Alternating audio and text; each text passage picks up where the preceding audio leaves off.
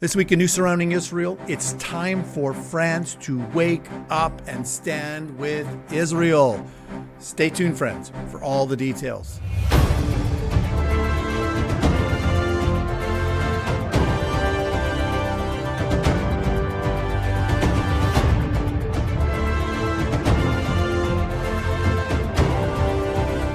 Well, shalom, everyone. Welcome once again to this week's newscast. I'm Robert Gottselig, your host, and it's time for France to wake up and stand with Israel, because it seems that they would rather side with Israel's enemies than stand with the only democratic country in the Middle East upholding the same freedoms and values that the West was built upon. France's refusal to condemn anti-Semitism, friends, in their own country while allowing Islam to flourish is not only destroying their country, but it's also driving the Jewish community out, with more and more Jewish people leaving for Israel, making Aliyah. And friends, that's not going to bring God's blessings to your country to drive out your Jewish population. No, it's not. It's going to bring curses to your country. Also, France's President Emmanuel Macron last year, if you remember, he recognized Palestinian statehood at the UN. And he has reiterated his stance over and over for a two-state solution, in spite of the Palestinians refusing to accept Israel's right to exist. And now, Macron and his government are calling for an emergency UN meeting because they're concerned about Israeli forces pushing deeper into Hezbollah-controlled territory. Reporting on this a few days ago, United with Israel informed us that France has called for an emergency meeting of the UN Security Council amid the escalating conflict in Lebanon as Israeli forces push deeper into Hezbollah-controlled territory and officials in Jerusalem weigh a broader military campaign.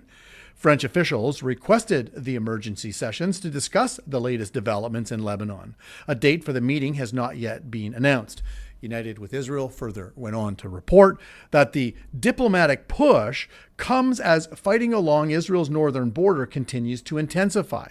Over the weekend, Hezbollah launched sustained rocket attacks against northern Israeli cities and communities, with barrages continuing in recent days despite ongoing Israeli operations. In response, the IDF has expanded its ground offensive in southern Lebanon, crossing the Litani River and capturing the strategic Beaufort Castle and surrounding high ground. Israeli officials described the operation as part of a broader effort to dismantle Hezbollah's military infrastructure and remove threats to northern Israel. According to Israeli media reports, Prime Minister Benjamin Netanyahu and Defense Minister Israel Katz are leaning toward approving a significantly expanded military campaign across Lebanon within the coming day. The reported plans could include large-scale strikes throughout the country and evacuation warnings affecting hundreds of thousands of Lebanese civilians. Israel's ambassador to the United Nations, Danny Danon, sharply criticized France's initiative, arguing that the focus of the Security Council should be Hezbollah's violations of UN resolutions rather than Israel's military response. And here's his quote, what Danny Danon said. He said this, quote, "The real discussion at the Security Council should be about the ongoing failure to implement Resolution 1701 and Lebanon's transformation into an Iranian terror outpost." He went on to say that he argued that Hezbollah has spent years violating UN resolutions, arming itself with Iranian support and posing a direct threat to Israeli civilians and regional stability. Danon added that Israel would continue acting against threats to its citizens and would defend its security at any place and at any time. Danon's right to criticize France and point out that the real problem in Lebanon is Hezbollah, which, friends, I know you know this, they're a proxy of Iran. They were created in 1982 with one intent: to wipe Israel off the face of the map. And it's not that Israel wants to send its forces into Lebanon and wants a war with the Lebanese people. No, not at all. Israel's fight is not against Lebanon's citizens, but rather it is against the demonic death cult of Iran, which Hezbollah is one of them. Again, seeking Israel's destruction. That's what they want. But friends, did you know that before Hezbollah existed, it was in southern Lebanon, it was Yasser Arafat's PLO that was based there after being expelled from Jordan in 1970 through to 71 because of their terrorist activities in Jordan? Yeah, that's right. And so they took up residency in southern Lebanon. Here's your new neighbor, Israel. How do you like that? Well, by 1982, there were more than 270 terrorist attacks against Israel, with 29 Israelis killed and some 300 wounded. Of course, this forced Israel to enter Lebanon, drive out the PLO, and create a buffer zone in southern Lebanon. But guess what? As the PLO were pushed out, Hezbollah moved in, backed by Iran and Syria. By 2000, Israeli forces withdrew from Lebanon completely. However, what happened? As a result, Hezbollah grew stronger and stronger and eventually launched an attack in 2006 into Israel, killing 8 of her soldiers and capturing 2 others with 14,000 rockets aimed at Israel. Thus, this triggered the 34-day war, the 2006 Lebanon War. Of course, Israel responded as they should. And within hours, it launched airstrikes and ground operations. And within days, it was conducting a broad military campaign across Lebanon against Hezbollah targets, infrastructure, command centers, rocket launch sites, etc. And as Israel was pounding Hezbollah, Hezbollah launched about 4,000 rockets into Israel, resulting in more than 1 million Israelis spending their time in shelters or under rocket threat.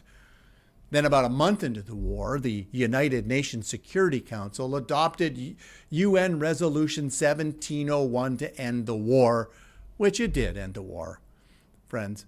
But this is the resolution that Danny Danon was talking about in the article that I just read. And here's what's important to remember about that resolution, is that Resolution 1701, the idea of it, the central idea of it, was that Hezbollah would no longer maintain an armed presence in southern Lebanon, and that the Lebanese government, backed by UN peacekeepers, would control that area. Well, how did that work out? It didn't. It didn't work out at all, because none of that happened. And that is why Israel is back in southern Lebanon. So blame the Lebanese government, blame the United Nations, and ultimately blame Hezbollah. But why are you blaming Israel for what's going on?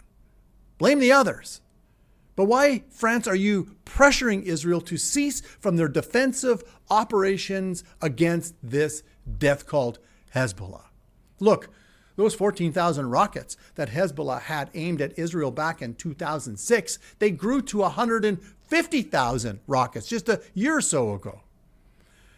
As Danny Danon said, the real discussion at the Security Council should be about the ongoing failure to implement Resolution 1701 and Lebanon's transformation into an Iranian terror outpost. I couldn't agree more.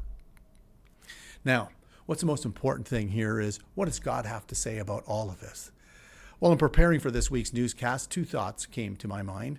First off, very simply, God has promises in Genesis 12:3, and he promised that he would bless those that stand with and love Israel and the Jewish people, and that he would bring curses on those that come against them. Period. You can be certain of that. President Macron should be standing with Israel. Again, it doesn't mean you have to agree with everything that Israel thinks, says, and does, but stand with Israel for goodness sakes, and quit trying to appease your out-of-control Muslim population in your own country. That's probably why he's doing this, because they would even go further to tear his country apart. Friends, but that's not going to bring blessing to your country. No, not at all. It's going to bring curses, of which I believe we can already begin to see happening in France.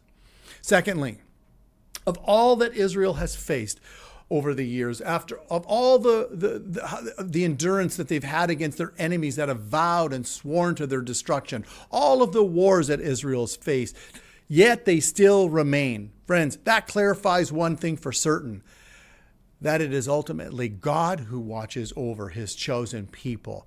And Israel should know this by now. I'm reading from Psalm 124, verses 2 and 3. Let Israel now say, If it had not been the Lord who was on our side when men rose up against us, then they would have swallowed us alive when their wrath was kindled against us. Yes, Israel's survival, friends, screams that the God of this universe, the God of the Bible, is real, trustworthy, and true. And therefore, you can put your trust in him. So instead of standing with Israel's enemies, France and the world, wake up and stand with Israel, because your future depends on it. And with that, and until next time, thanks for joining us on another episode of In News Surrounding Israel.